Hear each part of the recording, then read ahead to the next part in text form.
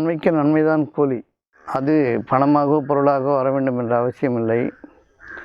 நம்முடைய நோய் தீர்த்தலாகவும் இருக்கலாம், அல்லது நம்முடைய வாழ்க்கை வசதிகள் நம்முடைய அதிக உழைப்பெல்லாம் முயற்சி இல்லாமல் பெருகலாம். நம்முடைய காரியங்கள் எல்லாம் நன்மையை நோக்கி இருக்க வேண்டும். தீமை செய்தால் மன்னிப்பு கட்டி விலகிக் கொள்ள வேண்டும்.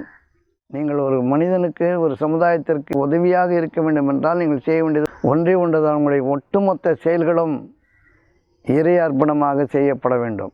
நீங்கள் செய்த தீமையை சுட்டி காட்டப்பட்டால் உங்கள் மனம் எவ்வளவு புண்படுமோ, அதுபோல் நீங்கள் செய்த நன்மையை நீங்கள் பிறருக்கு சுட்டி காட்டினால் அவருடைய மனமும் புண்படும். நீங்கள் செய்வது மற்றொரு உபத்திரவமாக இருந்துவிட்டால் நீங்கள் பாப காரியங்களை செய்கிறீர்கள். புகழுக்குரிய காரியங்களை நாம் செய்ய வேண்டும். இறைவனுக்கு புகழ் சேர்க்க வேண்டும். அதில் வருகின்ற பொருட்களை நாம் உண்டு கொள்ள வேண்டும். அதிகம் இருந்தால் பகிர்ந்து கொள்ள வேண்டும். இந்த வாழ்க்கையை மிகச் சாதாரணமாக வாழ வேண்டும். ஆகவே நாம் தேவையுடையவர்களாக இருக்கிறோம் என்றால் நிச்சயமாக நம்முடைய தேவை பிறருக்கும் இருக்கிறது என்பதை அறிந்திருக்க வேண்டும். ஆகவே உங்களுடைய கடமைகளை நீங்கள் செவ்வனை ஆற்ற வேண்டும். கடமையை செய், பலனை எதிர்பார்க்கிறது என்பதனுடைய சாராம்சம் இதுதான். இந்த மனோபலம் அதிகரிப்பது என்றால் நீங்கள் உங்கள் மனத்தை கவனிக்க வேண்டியதுதான். நல்லதோ கெட்டதோ எதிர்ச்செயல் புரிவதை தாமதப்படுத்துதல் முதல் படியாக இருக்கிறது மனதை கவனித்தலில். இந்த ஒரு பழமொழி சொல்ல, மேய்க்கிறது எருமை அதில் பெருமை என்றானா, அது மாதிரி நம்ம எருமை மேய்க்கிற மாதிரி மேய்க்க வேண்டியது, அதில் பெருமை இருக்குது. நீங்கள் எப்போ பிறர் வாக்கி இரையாகிறீங்களோ உங்கள் மனம் பலப்படாது. ஒரு தவறு செய்து விட்டால் அது பரிகாரமாக நன்மையை அதிகம் செய்ய வேண்டும். இறையர்ப்பணமாக காரியம் செய்வர்கள் மட்டும்தான் மனம் பலம் பெற்றவர்கள், பலசாலிகள். நல்லதோ கெட்டதோ தாமதியுங்கள். அவன் என்ன சொல்கிறான் சொல்லட்டும். நல்லது சொன்னாலும் கடவுளுக்கு, தீயது சொன்னாலும் கடவுளுக்கு, நமக்கு இல்லை. நம்ம நன்மையை கருதி தான் செயல் செய்திருக்கோம். தீமைன்னு அவன் சொல்கிறான், என்ன பண்ணுறது, கடவுள் மன்னிக்கட்டோன்னு சொல்லி விட்டுற வேண்டியது தான். அப்போது மன நிதானம் என்பது தான் மனம் பலமடைவதற்கான வழிமுறை. மன நிதானம், மனசை நிதானமாக வச்சுக்கணும். எல்லார் கதையும் சொந்த கதை, சோக கதை, எல்லா கதையும் உன் தலையில் உன் கதையை மாற்றி விட்டுறானுங்க. உனக்கு சமூக வலைத்தளங்களும் இந்த டிவியும். சும்மா இரு சொல்லறேன்னா சும்மா வருதில்லை மனசை. வீணானது பேசவே கூடாதுன்றார் வள்ளுவர். பயனில்லாது சொன்னாலே வாழ்க்கை கட்டிடுமா. இப்போ பயனிட்டதை பார்த்தா என்ன ஆகும்? எது நிகழ்ந்த போதும் இறைவனை நினைவு கூறுவதன் மூலமாக மனதை பலப்படுத்தணும். செய்தக்க வல்ல செய்கடும், செய்தக்க செய்யாமையானும் கெடும். நாணயம் என்பது சுய ஒழுக்கத்தை பேணுதல். இன்றைய சிந்தனை, நன்மைக்கு நன்மைதான் கூலி, தீமைக்கு தீமைதான் கூலி. நன்மைக்கு 10 மடங்கு, தீமைக்கு அதே அளவு. இதை எவ்வாறு புரிந்து கொள்வது? 2வது கேள்வி, மனோபலத்தை அதிகரிப்பது எவ்வாறு? 3வது கேள்வி, நாம் சமுதாயமாக இல்லாவிட்டால் உங்கள் வீட்டின் வாயில்களையும் முகடுகளையும் தங்கத்தாலும் வெள்ளியாலும் ஆக்கியிருப்போம். நீங்கள் சமுதாயமாக இல்லாதிருந்திருந்தால் உங்கள் வீட்டின் வாயில்களையும் முகடுகளையும் தங்கத்தாலும் வெள்ளியாலும் ஆக்கியிருப்போம், உங்கள் கட்டில்களையும். இந்த விளக்கத்தில் நாம் சமுதாயமாக இல்லாமல் எப்படி வாழ்வது? ஒருவருக்கொருவர் உதவி தேவைப்படுகிறது. ஒருவருடைய தேவை பிறரிடத்தில் தானே இருக்கிறது. எப்படி சமுதாயமாக இல்லாது இருப்பது? 5வது கேள்வி, நாணயம் என்றால் என்ன? 5 4 5. முதல் கேள்வி, நன்மைக்கு நன்மைதான் கூலி, தீமைக்கு தீமைதான் கூலி. செயலுக்கல்லாது கூலி இல்லை. செய்த வினையின் பலனை அனுபவிக்கிறான். முற்பகல் செய்யின் பிற்பகல் விளையும். இவையெல்லாம் நாம் கேட்டிருக்கிறோம். நன்மைக்கு நன்மைதான் கூலி, இதில் எந்த விதமான சந்தேகமும் இல்லை. ஆகவே நன்மையின் பொருட்டு நாம் செயல்களை செய்யும் பொழுது அதனால் பிறர் நன்மை அடைகிறார்கள். அவர்களின் மனம் உங்களை வாழ்த்துகிறது. இன்னும் இறைவன் உங்களை ஏற்றுக்கொள்கிறான். இவற்றால் நன்மைக்கு 10 மடங்கு கூலி என்று இறைவனுடைய தீர்ப்பு இருக்கிறது. தீமைக்கு அதிக அளவு என்றால் இறைவனுடைய மன்னிப்பு இருக்கிறது. தீமையை ஒருவன் செய்யக்கூடாது என்று வைத்திருக்க அதை செய்யும் பொழுது மன்னித்து அதிக அளவு தீமையை தருகிறான்.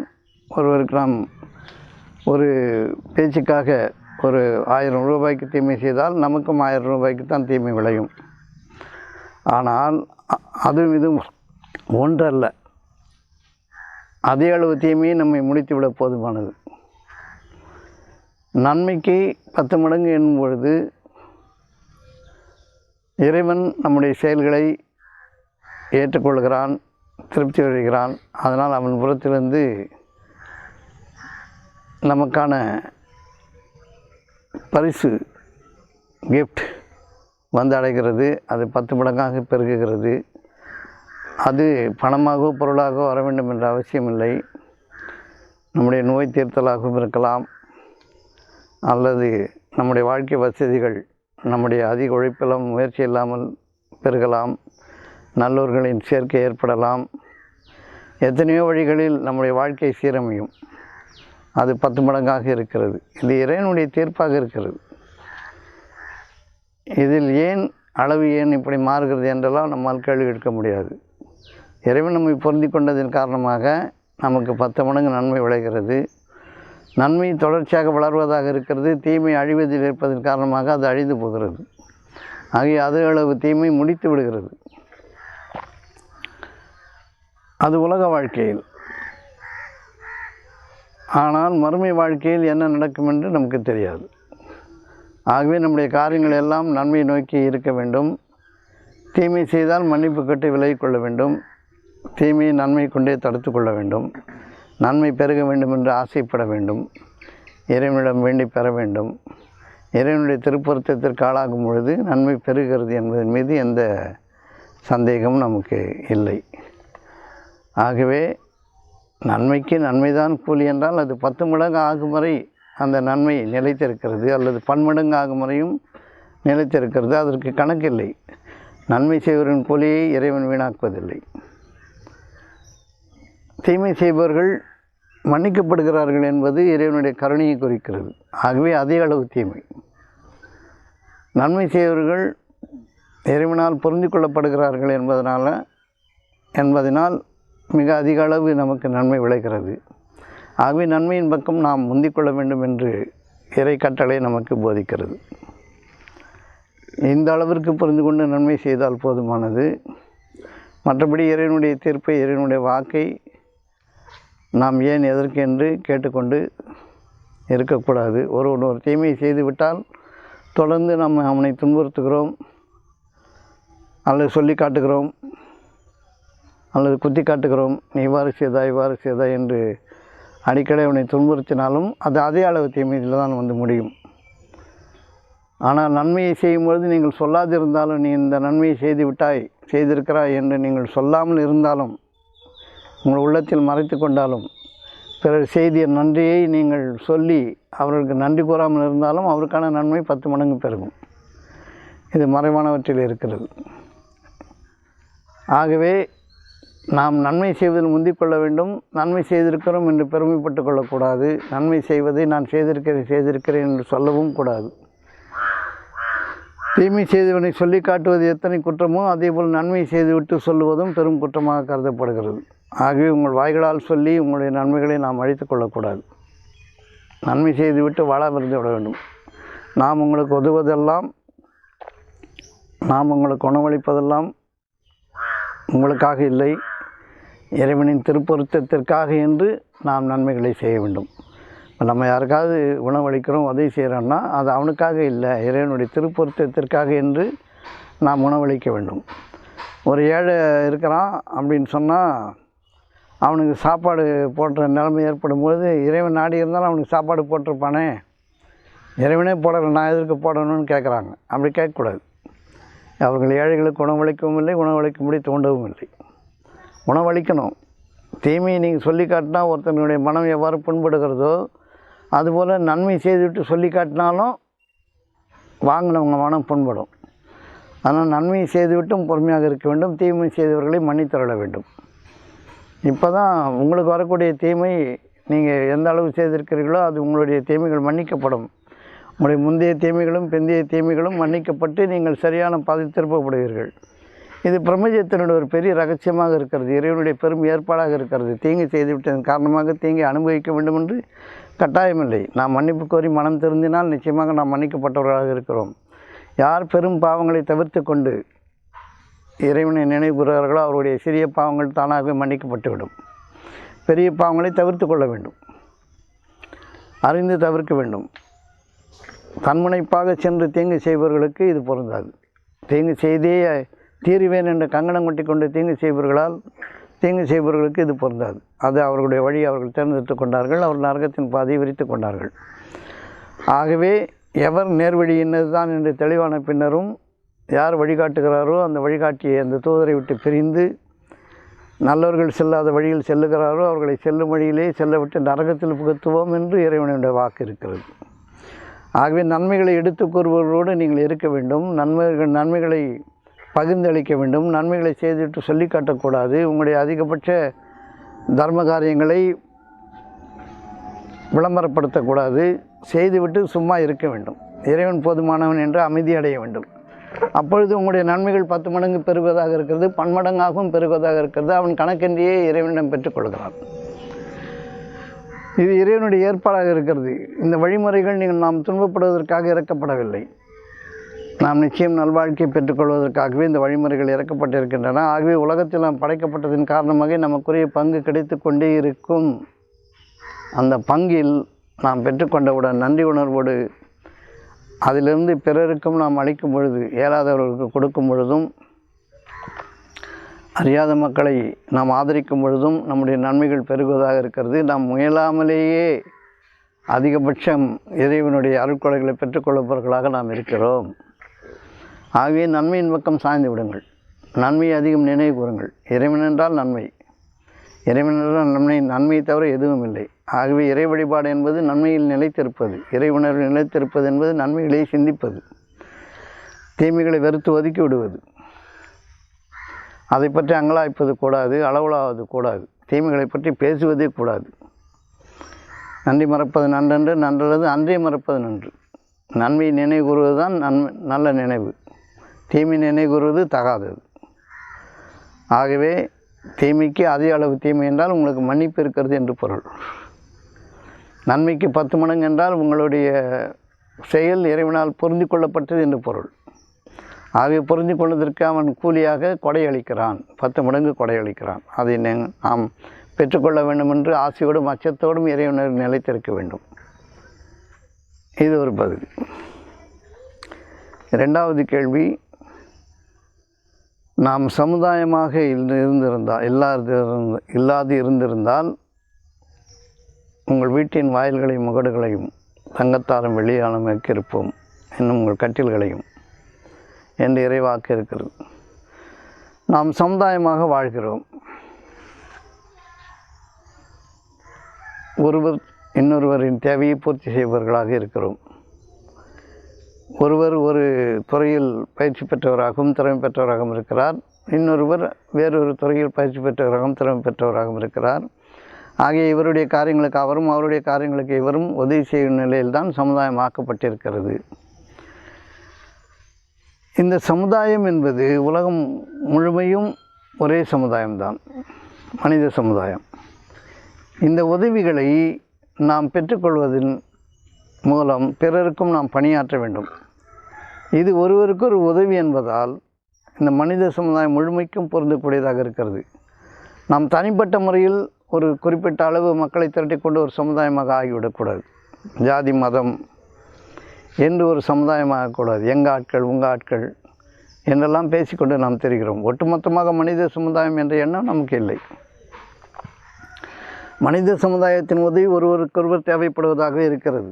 அவ்வாறு தான் உலகம் இயங்கிக் கொண்டிருக்கிறது. அவ்வாறு இருப்பதில் எந்த விதமான தவறும் இல்லை. ஒருவருக்கொருவர் உதவுவர்களாக நாம் இருக்கிறோம் என்று நீங்கள் கூறுகிறீர்கள். ஒருவருக்கொருவர் நாம் உதவவில்லை, நாம் கடமையாற்றுகிறோம். உதவுதல் என்பது இங்கே இல்லை. நாம் நம்முடைய கடமையை செய்கிறோம், அவர்கள் அவர்களுடைய கடமை செய்கிறார்கள். நமக்கு தேவையானது அங்கிருந்து கிடைக்கிறது, அவர்களுக்கு தேவையானது இங்கிருந்து கிடைக்கிறது. இது மனித சமுதாயம் என்ற ஒரே சமுதாயம் தான் இருக்கிறது. ஆனால் நாம் பல சமுதாயங்களாக பிரிந்திருக்கிறோம். ஜாதியின் பெயரால், மதத்தின் பெயரால், கொள்கைகளின் பெயரால், கோட்பாடுகளின் பெயரால், அரசுகளின் பெயரால், இன்னும் எத்தனையோ விதங்களில் நாம் சமுதாயமாக பிரிந்திருக்கிறோம். நமக்குள் ஏராளம் இருக்கிறது.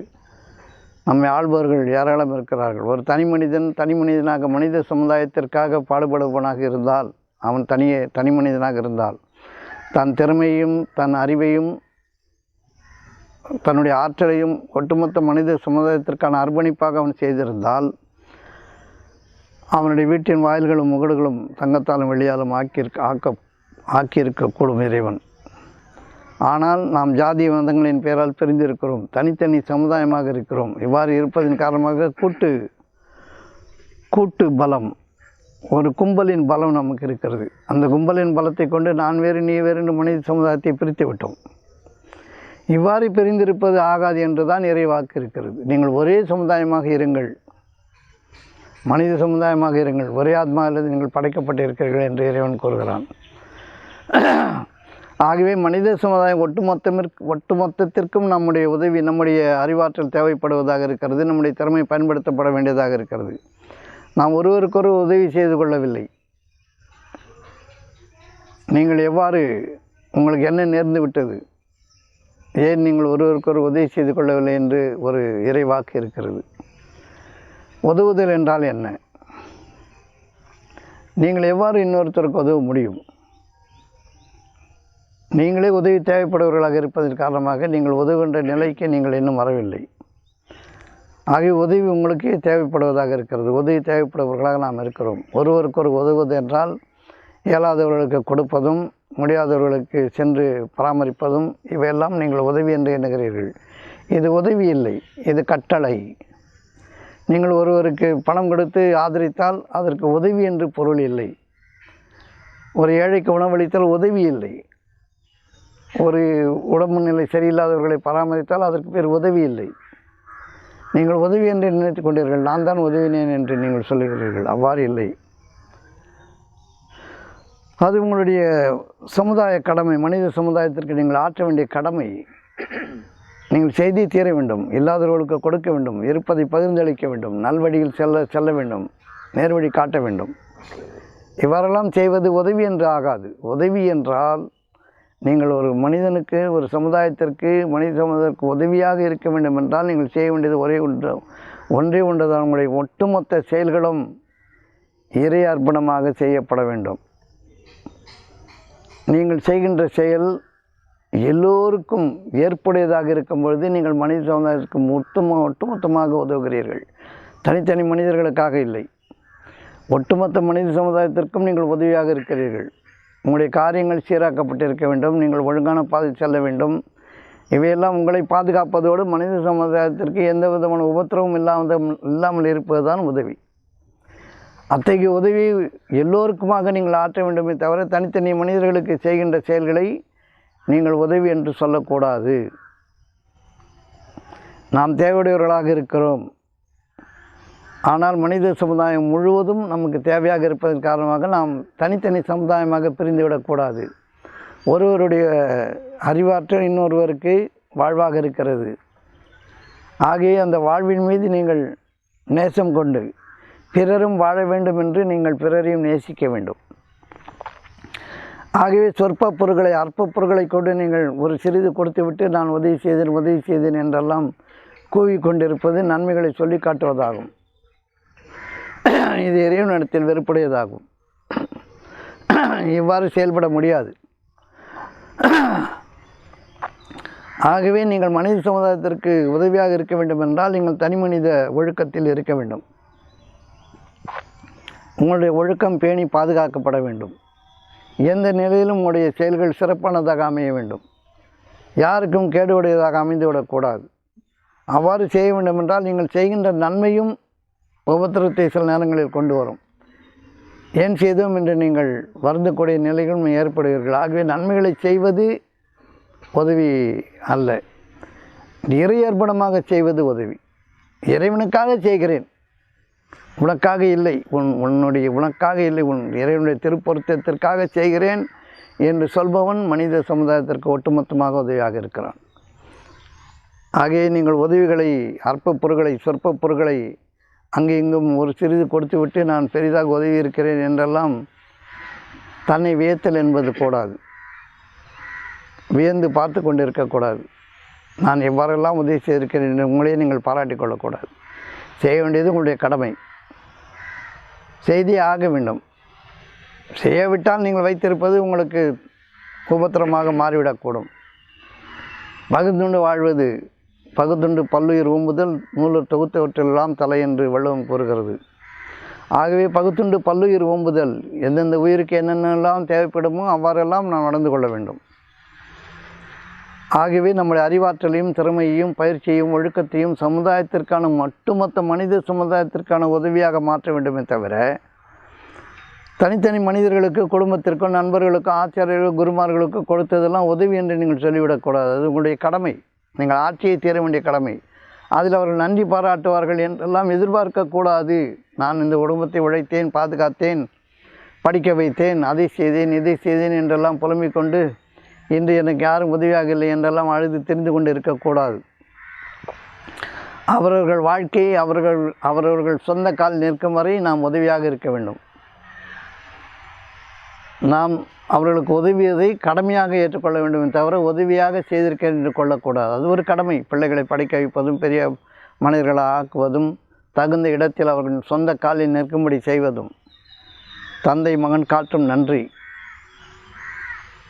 தந்தை மகன் காட்டும் நன்றி அவையத்து முந்தியிருப்ப செயல். இந்த உலகத்தில் அவன் சொந்த காலில் நிற்கும்படி ஒரு மகனை ஆக்கிவிடுவது ஒரு தந்தை மகன் காட்டும் நன்றி, நன்மை.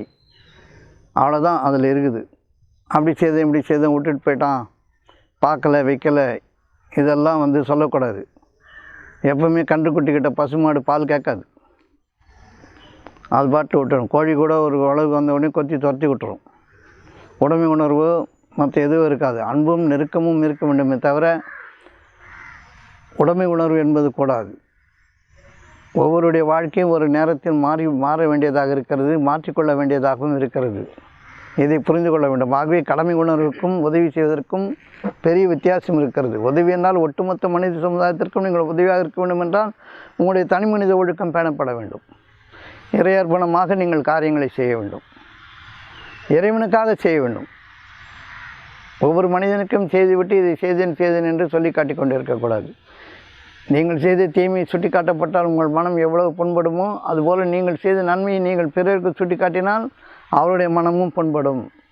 ஆகவே சொல்லி காட்டுதல் என்பது கூடாது. அப்போ உதவியை புரிஞ்சுக்கணும். சரியா? மனித சமுதாயம் முழுவதற்குமாக உதவியாக இருக்க வேண்டும். மற்ற தனித்தனி மனிதர்களுக்கு செய்வதெல்லாம் கடமை. தனி மனித ஒழுக்கம் பேணப்படுவது மட்டுமே உதவி. இறையர்ப்பணமாக காரியம் செய்யப்படுவது மட்டுமே உதவி.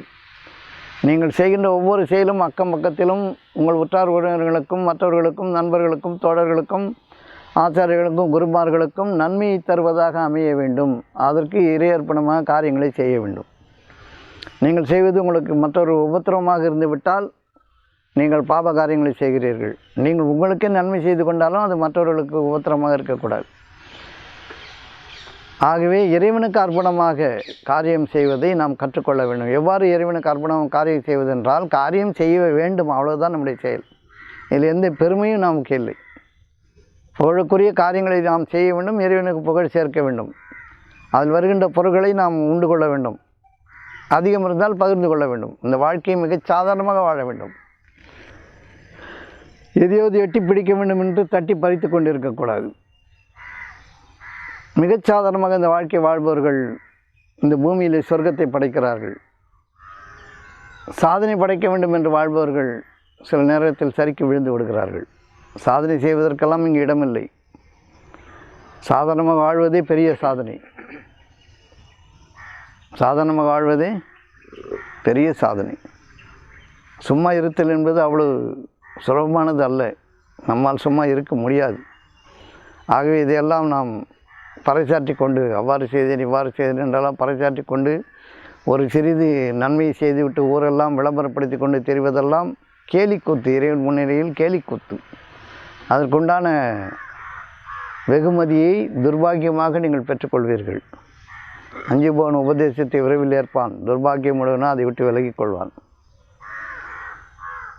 ஆகவே நாம் தேவையுடையவர்களாக இருக்கிறோம் என்றால் நிச்சயமாக நம்முடைய தேவை பிறருக்கும் இருக்கிறது என்பதை அறிந்திருக்க வேண்டும். ஆகவே உங்களுடைய கடமைகளை நீங்கள் செவ்வனை ஆற்ற வேண்டும். கடமையை செய், பலனை எதிர்பார்க்கிறது என்பதனுடைய சாராம்சம் இதுதான்.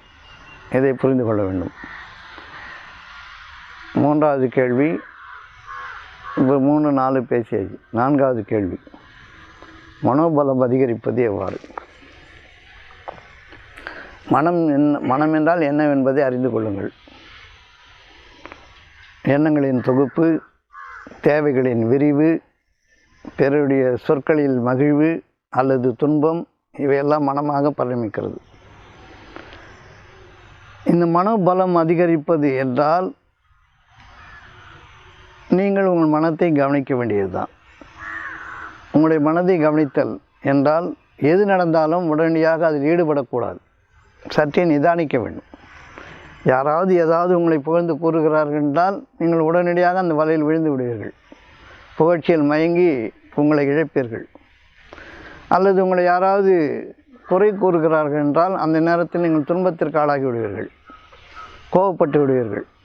உடனே நீங்கள் செயல் செய்வீர்கள். அதற்கு எதிரான ஒரு செயலை நீங்கள் செய்ய முனைவீர்கள், எதிர்ச்செயல் ஆற்றுவீர்கள். அந்த எதிர்ச்செயல் ஆற்றுதலை தாமதிக்க வேண்டும்.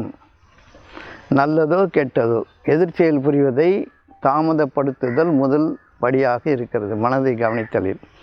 அவர்கள் என்ன கூறுகிறார்கள் என்பதன் மீது நீங்கள் கவனமாக இருங்கள். ஒரு செயலை சிறப்பாக செய்து முடித்து விட்டீர்கள் என்றால் நீங்கள் இறைவனுக்காக செய்திருக்கிறேன் என்று கூறும் பொழுது உங்களுடைய மனம் அலையாது. பாராட்டுதலுக்காக பிறர் பார்க்க வேண்டும், பிறர் காண வேண்டும், பிறர் புகழ வேண்டும் என்ற எண்ணத்தை நீங்கள் செய்திருந்தால் பிறருடைய வாயை எதிர்பார்த்து காத்திருப்பீர்கள். இவர் வந்தால் என்ன சொல்வார், அவர் வந்தால் என்ன சொல்வார், அதிகாரி வந்தால் பாராட்டுவார் என்றெல்லாம் நீங்கள் கற்பனையில் மூழ்கி தெளித்திருப்பீர்கள். அற்ப சுகங்களில் மயங்கி இருப்பீர்கள். உங்களுடைய மனம் சிதிலமடைந்திருக்கும். நீங்கள் பாராட்டப்படவில்லை என்றால் சோர்ந்து போவீர்கள். ஆகவே இறை அர்ப்பணமாக காரியம் செய்பவர்களுக்கு எந்த கேடும் இல்லை. அது செய்ய வேண்டிய கடமையை செய்திருக்கிறேன், அவ்வளோதான். அது என்ன பாராட்டு? கையில் கிடைத்த ஒன்றை கொண்டு மகிழாதிருக்கவும், கையை விட்டு தவறிப்போன ஒன்றை கொண்டு துக்கப்படாதிருக்கவும் என்று இறைவாக்கு இருக்கிறது.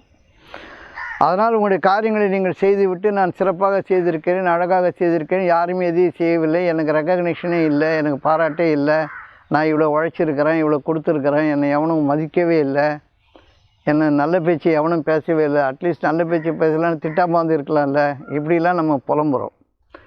ஆகவே நாம் சிதிலமடைந்த மனதை உடையவர்களாக இருக்கிறோம். நாம் பெருமை தேடுகிறோம். அந்த பெருமை சிறுமியாக நம் மீது வந்து விழுகிறது. ஆகவே காரியங்களை செய்துவிட்டு அந்த காரியத்திற்கான பலனை மனிதர்களின் வாயிலிருந்து எதிர்பார்த்து கொண்டிருப்பது அசிங்கமானது. செய்ய வேண்டியது செய்யுங்கள். குடும்பத்திற்கோ, சமுதாயத்திற்கோ, குருமார்களுக்கோ, ஆசாரியர்களுக்கோ, நண்பர்களுக்கோ, உற்றார் உறவினருக்கோ செய்ய வேண்டியது செய்யுங்கள். செய்ய வேண்டியது கடமை, அவ்வளோதானே. செய்ய வேண்டியது நம்ம வேலை.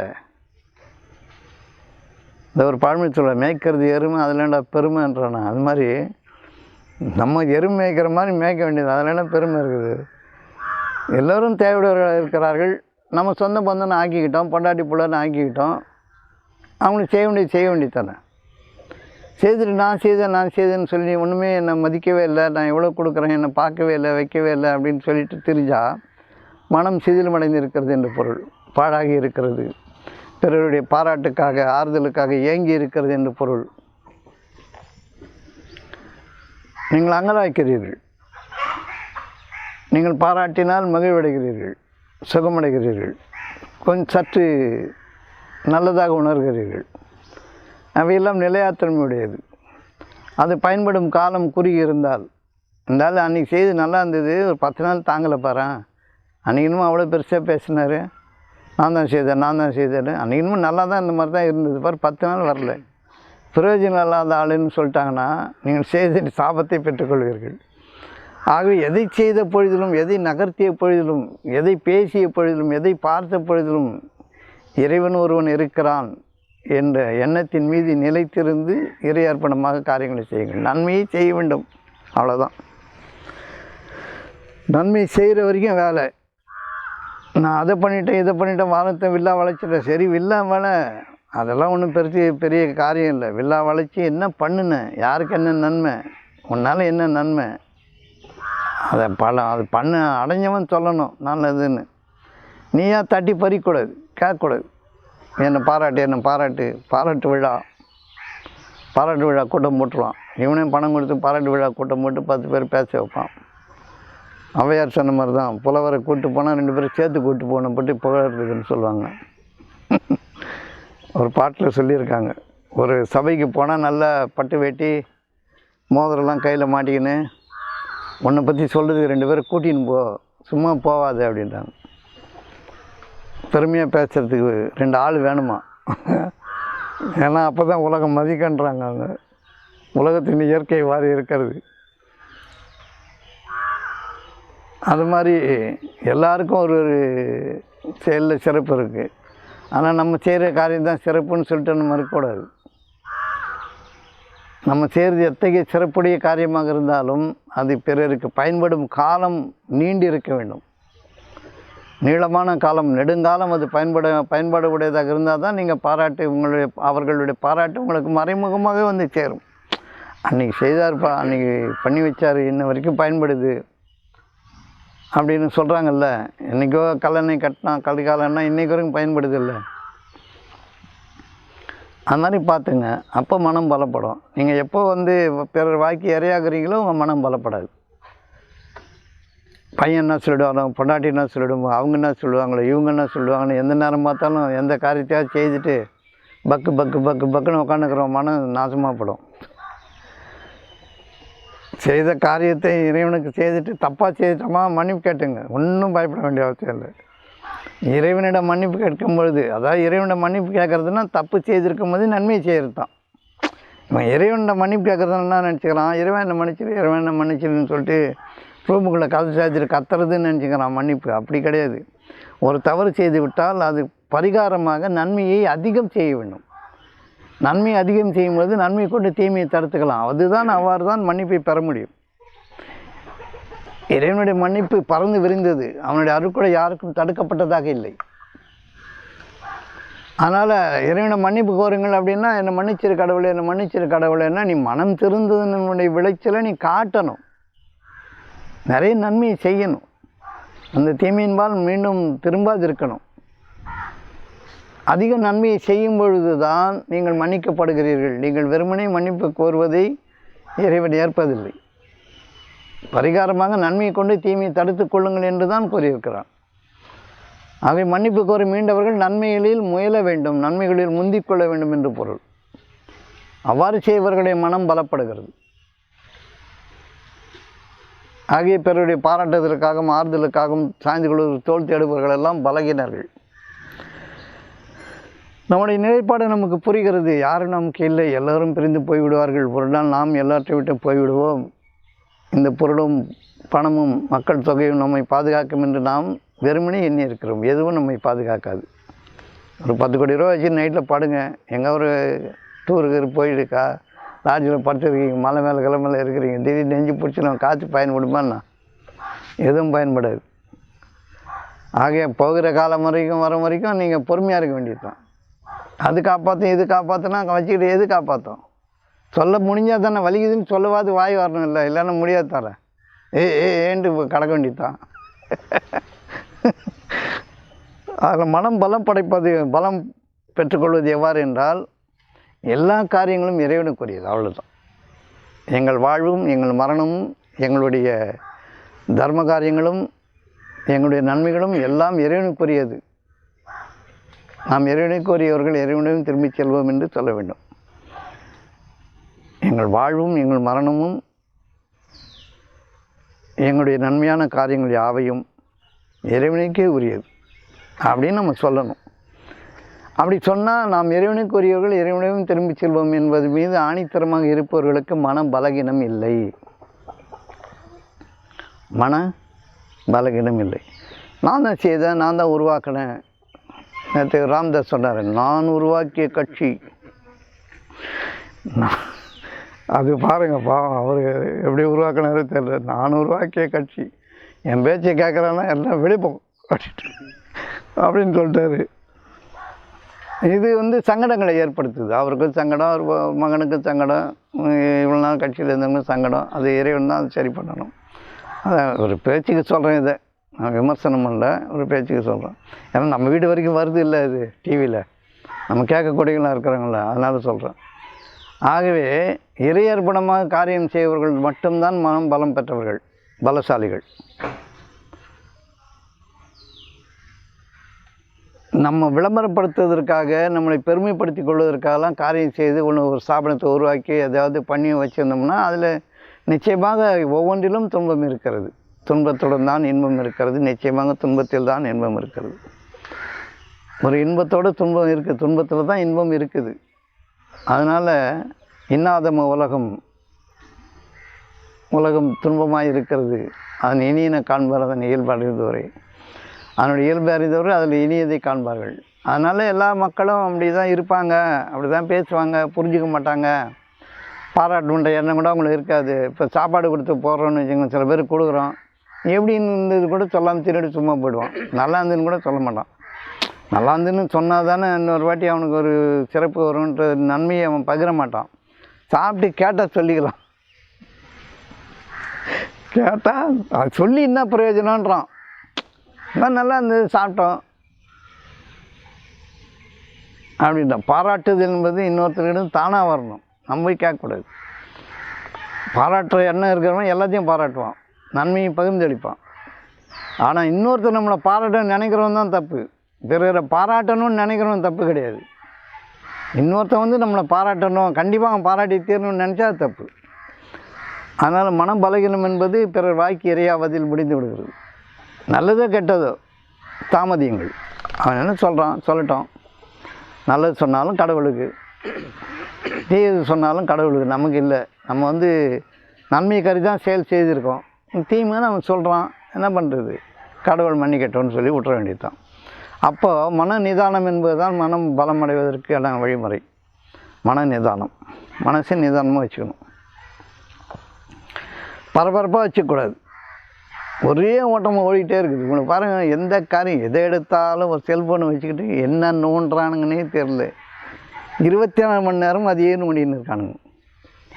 அவனுக்கு புரியுதோ புரியலையோ, ஒரு கர்மம் அவனுக்கு தேவையோ தேவையில்லையோ எல்லாத்தையும் பார்க்குறான். அவனுக்கு ஒரு பிரயோஜனமும் இல்லை. அதை வச்சு அவன் யாருக்கும் எந்த நன்மையும் செய்ய முடியாது. ஒரு கதை, உலக கதை எல்லாத்தையும் காதில் போடுறான்.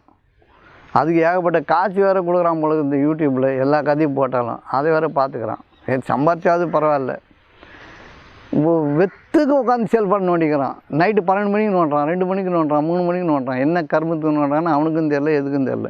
கண்ணு கெட்டு, காது கெட்டு, குருதி கெட்டு, ரத்தம் கெட்டு போய்டும். ஏன் நோண்டணும், எதுக்கு நோண்டணும்? இன்னும் என்ன செய்தி தெரிஞ்சு என்ன பண்ண போகிற? உன் வேலை என்ன, அதே பார்க்கல. மனது எங்கன்னா காலியாக வச்சுக்கிறியா? எங்கன்னா சும்மா வச்சுருந்தானே. மனதில் லோட் பண்ணிக்கினே இருந்தால் உன்னோட ஹார்ட் டிஸ்க்கு சூடாகிடும், சாஃப்ட்வேரு குழப்பமாயிடும், மைண்டு கொலாப்ஸ் ஆகிடும், உடம்பு சூடாகி ரத்தம் இது ஒன்றுக்கெல்லாம் கொதிக்கும். பாத்ரூம் போனால் ரத்தம் வரும், எல்லா கர்மமும் வந்து தொலைக்கும், சூடு ஆகிடும். நீ பார்த்துக்கினே ஒரு விஷயத்தை பார்த்துக்கிட்டே இருந்தால் ரத்தம் கட்டிடும்னு யோகம் சொல்லுது. ஒரு பொருளை உற்று நோக்கி கொண்டே இருந்தால் உங்களுடைய ரத்தம் கெட்டு போகும், மண்ணீரில் கெட்டுடும்ன்றான். பசி எடுக்காது. இது யோகத்தில் இருக்குது. ஒரு பொருளை உற்று நோக்குவதன் காரணமாக பார்த்துக்கிட்டே இருந்தீங்கன்னா ரத்தம் கெட்டுடும்ன்றோம். நம்ம இப்போ கம்ப்யூட்டர் வேலை செய்கிறவங்க பார்த்துக்கிட்டே இருக்கிறாங்க, அவங்களுக்கு வந்து ரத்தம் கெட்டுறதுக்கான வாய்ப்பு இருக்குது. மண்ணீரில் கெட்டு போயிடும், அப்புறம் ஏப்பம் வரும், அப்புறம் மயக்கம் வரும், அப்புறம் பயம் வரும், எல்லாம் வந்துடும். உற்று நோக்கவே கூடாது. சரி, அவங்களாவது சம்பளம் வாங்கிட்டு விட்டு நோக்கிறாங்க, நீ ஒன்றுமே வாங்காம ஏன் விட்டு நோக்கிற? வெத்தானவெல்லாம் விட்டு நோக்கினுக்கிறான். செல்ஃபோன் எதுக்கு பார்க்குறான்னு அவனுக்கே தெரியல. எல்லா கதையும் போட்டு கொண்டு வந்துடுவான். டிவியே ஏற்கனவே வீட்டுக்குள்ளே ஊர் கதையை கொண்டு வந்து துப்பின்னே இருக்குது. டிவியை போட்டாலே ஊர் கதை தான். அவன் பண்ணான், இவன் பண்ணான், அவர் இதானார், இவர் இதானார், நயன்தாரா 1 கோடி பிரச்சனை. இதெல்லாம் நம்ம பிரச்சனையா? இதெல்லாம் நம்ம பிரச்சனையா? தனுஜுக்கு நயன்தாராக்கு பிரச்சனைனா அவங்க கோர்ட்டில் பார்த்துக்க போகிறாங்க, நமக்கு என்ன அந்த பிரச்சனை? அது ஏன் இந்த டிவிக்காரன் போடுறான்னு தெரில. அப்போ எவ்வளோ நாசமான மக்களை நம்ம இருக்கிறதுனால நம்ம மைண்டில் கூட அந்த குப்பையை சொருவான். இவனுக்கெல்லாம் இந்த அதிகாரத்தை கொடுத்தது யார்? எடுத்துகிட்டு வந்து சொருகுறான் பார் நயன்தாரா. ஜெயம் ரவியும் பொண்டாடி பிரிஞ்சா நமக்கு என்னங்க? அதில் என்ன ஆச்சு நமக்கு? அவங்க பொண்டாடி பிடிக்கல, அவங்க போகிறாங்க. அவங்க சொந்த கதை. ஏதோ சினிமாவில் நடிக்கிறாரு, அதை பண்ணுறாரு, கொஞ்சம் என்டர்டைன் பண்ணுறாருன்னா அது வரைக்கும் எடுத்துக்கலாம். அவங்க உள்ளே போய் அவங்க குடும்பக்கார வரைக்கும் எதுக்கு நம்ம கொண்டு வந்து போடுறான்? யார் இவன் இது பண்ணாலும், எவன் எது பண்ணாலும், எவன் இது நம்ம வீட்டுக்குள்ளே கொண்டு வந்து துப்பிடுறான். இந்த செய்தியை வச்சுக்கிறவன் வந்து நம்ம எவ்வளோ ரசனையாக ஊருக்கு அது கேட்குறோம் பாருங்கள். ருசியாக இருக்குது. இது நமக்கு சம்மந்தமே கிடையாது. எந்த சம்மந்தமும் நமக்கு கிடையாது. நம்ம போய் தீர்த்து வைக்க போகிறது கிடையாது. ஆசீர்வாதம் பண்ணுற அளவுக்கு நன்மையாளருங்க. ஆசீர்வாதம் பண்ணுறோம், பொதுவாக எல்லோருக்கும் நல்லது நடக்கணும்னு சொல்லிட்டு போயின்னு இருப்பான். தனித்தனியாலாம் ஆசீர்வாதம் பண்ண மாட்டான். இல்லை, எல்லார் கதையும் சொந்த கதை, சோக கதை, எல்லா கதையும் உன் தலையில் உன் கதையை மாற்றி விட்டுறானுங்க. உனக்கு சமூக வலைத்தளங்களும் இந்த டிவியும். நம்ம எங்கேருந்து இறையர்ப்பணமாக காரியம் செய்கிறது? மனம் எப்படி பலப்படும்?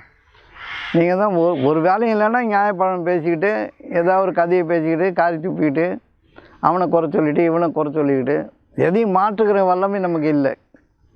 நீங்கள் சொல்லக்கூடிய சொல்ல அரங்கேறணும், வலுவு இருக்கணும், நில்லுன்னா நிற்கணும். இதெல்லாம் இல்லாமல் வீணான காரியங்களை நம்ம செய்கிறோம். மனம் எப்படி பலப்படும்? மனதில் சொருகினே இருக்கிறீங்களே, 24 மணி செய்தி சொருகள் நடந்துக்கினே இருக்குது. 10வது கனவு கண்டு வர பல செய்தியை சொறி விடுவான். இப்படி ஒரு கனவு வந்து காலையில் படம் ஓட்டுற மாதிரி ஓட்டுவான். பெரிய கனவு இல்லை. இப்படி எதுக்கு எப்போ திருந்துருது இது? நீ ஏன் செல்ஃபோனை பார்க்குறேன்னு ஒரு தடவை நீ யோசனை பண்ணுவ. இப்போ நான் செல்ஃபோன் பார்க்குறேன்னா எனக்கு ஒரு செய்தி, நான் அதிலிருந்து ஒரு சில செய்திகளை கிரகிப்பேன் அப்படின்ற இது இருந்து, உனக்கு வாய்ப்பு இருந்து, அது சொல்லக்கூடிய தகுதி இருந்து, அது மாதிரி இருந்தால் ஏதோ ஒன்று ஒரு செய்தி, ஒரு நல்லவர்கள் மனிதர்கள் பேசுகிறத கேட்கலாம். பெரும் பெரும் குருமார்கள் ஆச்சாரிகள்லாம் பேசுகிறாங்க, அதெல்லாம் கேட்கலாம், தப்பு இல்லை. ஊருக்கு அது என்னத்து கேட்கணும்? உனக்கு சம்மந்தம் இல்லாத கதையை எது கேட்கணும்? அப்போ மனம் எப்படி நிற்கும் உங்களுக்கு? செய்தி சொருகிக்கிட்டே இருந்தீங்கன்னா சும்மா சொல்லறேன்னா சும்மா வருதில்லை மனசை. அப்போ கேட்ட செய்தி யார்கிட்டயே சொல்லி ஆகணும். பக்கத்து வீட்டில் சும்மா படுத்துக்கிறவனை எழுப்பினாம்மா இந்த மாதிரி ஆகிப்போச்சாமே, அது மாதிரி ஆகிப்போச்சாமேன்னு அப்படின்னா அவன் எப்போ ஆகிப்போச்சுன்னா அவன் போய் அதை நோண்டி எடுத்து பார்ப்பான். தகாத காரியங்களை செய்கிறது வந்து வீணானது பேசவே கூடாதுன்றார் வள்ளுவர். வீணானதை பேசவே கூடாது. சீர்மை சிறப்புடன் கெடும் பயனில்லை நீர்மை உடைத்தார் சொல்லி. பயனில்லாது சொன்னாலே வாழ்க்கை கட்டிடுமா. இப்போ பயனிட்டதை பார்த்தா என்ன ஆகும்?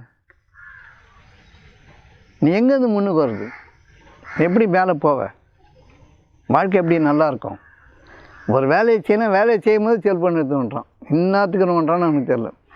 இப்படி ஏதாவது ஒரு எழுதினுக்கிறான், திருப்பி எடுத்து நோண்டிக்கிறான். என்ன நோண்டுறான்? மெசேஜ் வந்துக்குதான். இன்னும் மெசேஜ் வந்து இந்தியாவை நீ திருப்பி வைக்க போகிற. கொஞ்சம் அதுக்குன்னு ஒரு ஓய்வு நேரம் வச்சுக்க வேண்டியது தான். ஒரு மணி நேரம். சரி, நாட்டு நடப்பு தெரிஞ்சுக்கணுமா, பிரத்யேகமான 1 மணி நேரத்தை தேர்ந்தெடுங்க. வேலை நேரம் போக நல்ல நல்ல விஷயங்கள் போக ஒரு மணி நேரம் 2 மணி நேரம் கூட வச்சுங்க. 12 மணிக்கு ஆரம்பிக்கிறான் செல்ஃபோன், 3 மணி வரைக்கும் பார்க்குறான். 4 மணி தூக்கம் அதுவாக கண் மயக்கம் வந்து வாந்தி வந்து படுத்தா தான் படுக்கிறான், இல்லைன்னா படுக்க மாட்டான். நான் பார்த்துருக்கேன் நிறைய பேர் சொல்லி, எங்கள் வீட்டிலே 2-3 பேர் சொல்லியிருக்கேன் அது மாதிரி. எதுக்கு நடந்தா பார்க்குறான், நின்னா பார்க்குறான், கக்கூச்சுக்குள்ளே தூக்கி போயிடுறான். பாத்ரூமில் செல்ல தூக்கி போய் வச்சு நான் பார்ப்பானு தெரியல. பழைய காலத்தில் பேப்பர் எடுத்துமாங்க படிக்கிறதுக்கு, இப்போ செல்ஃபோன் போதும். என்ன அப்புறம் மனம் எப்படி பலப்படும் உங்களுக்கு? எல்லா கதையும் வீட்டுக்கு வந்துடுது. எல்லா கதையும் வீட்டுக்கு வந்துடுது. நம்ம கதையாக ஆக்கி விட்டுறானுங்க. சொந்த கதையாக மாற்றி விட்டால் நம்ம மனம் எப்படி பலப்படும்? இப்போ கொலை செய்கிறத வீட்டுக்கு வரைக்கும் கொண்டு வந்து கொலையை காட்டுறான். பலகீனமான எதையும் உள்ளவனுக்கு பயமாயிடும், நைட்டை தூங்கவே மாட்டான். அந்த செய்தியெல்லாம் வீட்டுக்குள்ளே போடுறான். இதெல்லாம் நான் தெரிஞ்சுக்கிட்டு என்ன பண்ண போகிறோம்? பாருங்க, நேற்று அண்ணாமலை சாட்டையால் அடிச்சுக்கிட்டாரு. சரி, ஒரு தவறு நடக்குது, எதிர்ப்பை தெரிவிக்கிறாரு. சாட்டையால் அடிச்சுக்கிறது இறைவன் வாழ்கின்ற இடத்தை துன்புறுத்துறதுக்கு யாருக்கும் அதிகாரம் இல்லைன்னு அவங்களே சொல்கிறாங்க. இறைவன் வாழும் இடம் தேகம், கடவுள் தான் இருக்கார். கடவுளை சாட்டையால் அடிக்கக்கூடாது. கடவுள் இருக்கிற இடத்த சாட்டையால் அடிக்கக்கூடாது, துன்புறுத்தக்கூடாதுன்னு இருக்குது. அவரு அடிச்சுக்கிறாரு, எதிர்ப்பை தெரிவிக்கிறாரு. இது பிறருக்கு துன்பமாயிடுது. இதெல்லாம் எப்படி எடுத்துக்கிறதுனே தெரியல. நம்ம வீட்டுக்கு வருதுனால நம்ம பேசித்தானே ஆகணும். அவர் வீட்டுக்குள்ளே தனியாக இருந்து அடிச்சுனான்னா பிரச்சனை இல்லை. ரோட்டில் நின்று அடிக்கும்போது அவரை பற்றி சொல்ல வேண்டிய கட்டாயம் இருக்குல்ல. இறைவன் வாழும் திருக்கோயிலை அடிச்சுக்கிறது தப்பு இல்லை. மென்மையான முறையில் எதிர்ப்பை தெரிவிக்க சொல்லி தான் காந்தி கற்றுக் கொடுத்தாரு. கடுமையான முறையில் வன்முறையில் எதிர்ப்பை தெரிவிக்கக்கூடாதுன்னு இருக்குது. சுய துன்புறுத்தல் கூடாது தானே. சுய துன்புறுத்தல், எதிர்ப்பை காட்டுறது கூட சுய துன்புறுத்தல் கூடாது. நாளைக்கு இன்னும் வலிய தண்டனைகளை தானே மேற்கொள்வதற்கு மனம் வந்தால் என்ன பண்ண முடியும்? முடியாது தானே. அதனால் அவர் இறைவன் அவரை மன்னிக்கணும். வேறு என்ன பண்ணுறது? நம்ம வீட்டுக்கு வருது, அதை பார்க்குறோம். ஒரு மனிதன் தன்னை சாட்டையால் அடித்துக்கொள்வது வருத்தமாக இருக்கிறது. எதிர்ப்பை தெரிவிக்கணுன்றதுனால ஒரு அரசாங்கத்தை எதிர்ப்பை தெரிவிக்கணும். இப்போ செருப்பு போடாமல் இருக்கிறானது நல்லது, அது ஒன்றும் பிரச்சனை இல்லை. ஆனால் சாட்டையால் அடிச்சுக்கிறது கொஞ்சம் அதிகபட்ச நிலைப்பாடாக இருக்குது. புரியுது உங்களுக்கு? இது நம்முடைய பிரச்சனை ஆக்கி விட்டார் இப்போ அவர். இப்போ ஏமானா அதில் பதட்டப்படும். ஒரு மனிதன் சாட்டையால் அடிச்சுக்கிறது எவ்வளோ பெரிய துன்பம்னு பதட்டப்படுது இல்லை. இந்த பதட்டத்தை உருவாக்கி விட்டார். அவரோ பெரிய ஸ்காலர் அவர். இது எதிர்முனையில் அது அவங்களுடைய நம்பிக்கை. அது அவங்க எதிர்ப்பை தெரிவித்து கீரிக்கலையே, அது அவங்களுடைய நம்பிக்கை. இறைவனுக்கான நம்பிக்கையில் அழகு குத்திக்கிறாங்க, வேல் குத்திக்கிறாங்க, தீக்குடம் தீச்சட்டி தூக்குறாங்க. இதெல்லாம் நம்பிக்கையின்பால் செய்கிறதால அது கூட அவர்களுடைய நம்பிக்கை அனுமதிக்கப்பட்டதில்லை. அவங்க நம்புகிறாங்க, செய்கிறாங்க. ஆனால் எதிர்ப்பை காட்டுறான்றதுக்காக நீங்கள் தீ குளிக்கிறது, துன்புறுத்திக்கிறதெல்லாம் தப்பு தானே. தீ குளித்தெல்லாம் தவறு தானே. எதிர்ப்பு தெரிவிக்கிறதுக்காக செய்யக்கூடாது. நம்பிக்கையின்பால் செய்யும் பொழுது அதெல்லாம் தவறு இல்லையே. தீக்குடத்தில் தீச்சட்டில் இறங்குறாங்க, தீ பள்ளத்தில் இறங்குறாங்க, எல்லாம் செய்கிறாங்க. அது அவர்கள் இறைவன் மேல் வைத்திருக்க நம்பிக்கையின் காரணமாக இறங்குறாங்க. அது தவறாக ஒன்றும் படாது.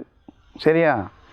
மற்றபடி நம்ம வீட்டுக்கு செய்தி வந்ததுனால நம்முடைய மனம் பதட்டப்படுது இல்லை, பலகீனமாகுது இல்லை. இதுவாறு ஊடகங்கள் நம்மை பலகீனப்படுத்துகின்றன. இப்போ எல்லா செய்தியும் நம்ம கேட்கும்பொழுது நம்முடைய மனம் பலகீனமாக இருக்கும் பொழுது, நம்ம மனதை பலப்படுத்த முடியாத பொழுது நாம் துன்பவாளிகளாக ஆக்கி விடுகிறோம். இதை நம்ம புரிஞ்சுக்கணும். சரியா? கண்டிப்பாக பலகீனமாகும். ஆமாம். இப்போ திடீர்னு நீங்கள் பயந்து இருக்கும்போது ஒரு பேய் படம் பார்த்தீங்கன்னா மனம் பலகீனமாகுமாதா? நடப்பு தானேங்க நம்மளை பயமுறுத்துது. இப்போ இருட்டில் திடீர்னு தனியாக போனோன்னா மனம் பயப்படும். திடீர்னு 4 பேருக்கு கொடுக்கணும் ஓட இருந்தோன்னா மனம் பயப்படும் இல்லை. மனம் பலம் பெறுவது என்பது நிதானத்தில் இருக்கிறது. என்ன நடக்கிறது என்பதை நிதானத்தை பார்ப்பதில் இருக்கிறது. எது நிகழ்ந்த போதும் இறைவனை நினைவு கூறுவதன் மூலமாக மனதை பலப்படுத்தணும். அதான் ஒன்று. சரியா? இப்படிலாம் நடக்குது சொல்கிறேன். தேவையில்லாத காரியத்தை நம்ம செய்கிறோம். மக்கள் தேவைக்கு காரியம் செய்யும்போதெல்லாம் சுகமாக இருக்கிறாங்க. தேவையில்லாத செய்யும்போதெல்லாம் அது அவங்க மீது பாவமாக பதிவு செய்யப்படுகிறது. வீணான காரியங்கள், வீணானது பேசினதே தப்புன்னா வீணான செய்தால் எப்படி இருக்கும்? செய்தக்க வல்ல செய்யக்கடும், செய்தக்க செய்யாமையானும் கெடும். செய்ய வேண்டியது செய்யலைனாலும் கெட்டுடும், செய்யக்கூடாது செய்தாலும் கெட்டுடும். இதை நம்ம புரிஞ்சுக்கணும். 5வது, நாணயம் என்றால் என்ன? நாணயம் என்றால் உங்களுக்குள்ள பிறர்கிட்ட இருந்து உங்களுடைய உழைப்பு இல்லாமல், உங்களுடைய உதவி இல்லாமல், உங்களுடைய நன்மை இல்லாமல் எதையும் எதிர்பார்ப்பது. அப்படியே நன்மை இருந்தாலும், உழைப்பு இருந்தாலும், உங்களுடைய உதவி இருந்தாலும் எதையும் எதிர்பார்க்காது இருப்பது. இது நாணயம். தனக்கான நாணயத்தை கண்டுபிடிக்கணும். நாணயம் என்பது சுய ஒழுக்கத்தை பேணுதல். பிறரிடமிருந்து உபகாரம் இல்லாமல் பெரிதாக எதிர்பார்ப்பது அநியாயம். அது நாணயம் கட்டுப்படும். பெரிய உபகாரத்தை செய்துவிட்டு அவர் திருப்பி செய்வார் எதிர்பார்த்தாலும் நாணயம் கட்டிடும். கடமை செய்கிறது மட்டும்தான் வேலை. இப்போ 100 ரூபா வாங்கினா 100 ரூபா திருப்பி சரியாக கொடுத்துறது நாணயம் என்று. அது செய்யலைன்னா அடி விழும். 100 ரூபா கடன் வாங்குறீங்க, 10,000 ரூபா கடன் வாங்குறீங்க, 10,000 ரூபாய் திருப்பி கொடுக்குறது நாணயம் அப்படின்னு சொல்கிறாங்க. அது நாணயம் இல்லை, கொடுக்கலன்னா அடி விழும். அது கட்டாயம். அது எப்படி நாணயமாகும்? புரியுதா உங்களுக்கு? வாங்கினது திருப்பி கொடுக்குறது, நாணயமாக திருப்பி கொடுக்கணுன்றது என்னது இது? அது கொடுக்கலன்னா உதவாங்குவான்றது தெரிஞ்சுக்கிட்டு கொடுத்துடணும். அதில் ஒரு நாணயம் இல்லை. நாணயம் என்பது நன்மையை செய்துவிட்டு பெரிய நன்மையை எதிர்பார்க்காது இருப்பது. நம்ம செய்ய வேண்டியது செய்கிறது, பெரிய நன்மையை எதிர்பார்க்காது இருப்பது. உபகாரம் செய்யாமையே நன்மையை எதிர்பார்ப்பது இன்னும் கேடுகட்ட நாணயம். நாணயம் இல்லாத மனுஷன்தான் ஒரு உபகாரம் செய்யாமையே இன்னொருத்தர்கிட்ட உபகாரம் எதிர்பார்க்கிறது. செய்துகிட்டே எதிர்பார்க்கக்கூடாதுன்னா செய்யாமல் கேட்குறது எவ்வளோ பெரிய கேடு இல்லை? அந்த அளவில் இப்போ புரிஞ்சுக்கங்க, அவ்வளோதான். எங்கேயாவது ஒரு நாணயமாக ஒரு பேச்சில் நாணயம்னா சொன்னதே செய்கிறது. பேச்சுக்களை நாணயம் வந்து என்ன சொல்கிறீங்களோ அந்த வாக்கை காப்பாற்றுறது. அவர்கள் வாக்களித்தால் வாக்குகளை பேணிக்கொள்வார்கள். வாக்களித்தால் வாக்குகளை பேணிக்கொள்வார்கள். என்ன வாக்கு சொன்னீங்களோ அதன் மீது கவனமாக இருங்க. ஒரு பொய்யை சொல்லி ஒப்பச்சிட்டிங்கன்னா இப்போ பல தடவை நீங்கள் பொய்யை காப்பாற்ற வேண்டியதுக்காக கஷ்டப்படணும். உண்மையை சொல்லிட்டிங்கன்னா எப்பவுமே உண்மையாக தான் இருக்கும். ஒரே உண்மையை தான் திருப்பி திருப்பி சொல்ல முடியும். பொய் ஒன்று சொல்லி ஒரு விஷயத்தை காப்பாற்றினீங்கன்னா அடுத்த தடவை அந்த பொய் என்ன பொய் சொன்னேன்னு மறந்துடும். திரும்பி புதிதாக ஒரு பொய்யை சொல்லி நீங்களே மாட்டிப்பீங்க. ஆனால் எப்பவுமே உண்மை பேசுவதை வாய்ப்பாக கொள்ளுங்கள். உண்மை பேச மட்டும்தான் வாய்ப்பு. அதுதான் வாழ்க்கையும் கூட. அதை புரிஞ்சுங்க. நாணயம் புரியுதா? சின்னது தான். நல்லதை செய்யணும், எதிர்பார்க்கக்கூடாது. நல்லதை செய்யாமலேயே எதையும் எதிர்பார்க்கக்கூடாது. இது நாணயம். வாங்கிறத நாணயமாக திருப்பி கொடுத்துருன்னா கொடுக்கலன்னா அடி விழும். அதில் நாணயம் இல்லை. செய்தே ஆக வேண்டியது நாணயம் கிடையாது. கட்டாயத்தின் பேர் செய்தாகணும்ல. நன்மையை செய்வது நல்லது, எதிர்பார்க்காமல் இருப்பது அதை விட நல்லது. நன்மையை செய்யாமல் எதிர்பார்ப்பது பெரும் கேடு. இதுதான் இந்த அளவில் புரிஞ்சுங்க. சரியா? இறைவன் போதுமானவன்.